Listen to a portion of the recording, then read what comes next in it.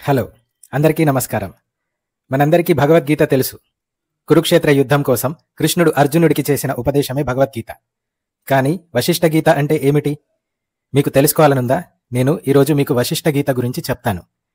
వశిష్ఠ గీతని ఎవరికి ఉపదేశించారు, ఎందుకు ఉపదేశించారు మొదలైన విషయాలు నేను మీకు చెప్తాను. పూర్తిగా వినండి. వశిష్ఠ గీత యొక్క ప్రస్తావన రామాయణంలో వస్తుంది. దశరథుడు కోసల రాజ్యానికి మహారాజు. భవిష్యత్తులో తన తర్వాత తన రాజ్యాన్ని తన కుమారులు పాలిస్తారు. కాబట్టి వాళ్ళ రాజ్యం గురించి, ప్రజల గురించి తెలియాలి. ఈ ఉద్దేశ్యంతో దశరథుడు రామ, లక్ష్మణ, భరత, శత్రుఘ్నులని తమ రాజ్య పర్యటనకి పంపాడు. వీరితో పాటు తన మంత్రి సుమంత్రుడిని కూడా పంపాడు. కొన్ని రోజుల పాటు తమ రాజ్యాన్ని రాకుమారులు పర్యటించి తిరిగి అయోధ్యకి వచ్చారు. రాజ్యం మొత్తం చుట్టి వచ్చాక శ్రీరాముడు ఇంకా తన సోదరులు కొన్ని రోజుల పాటు మౌనంగా ఆలోచనలో ఉండిపోయారు.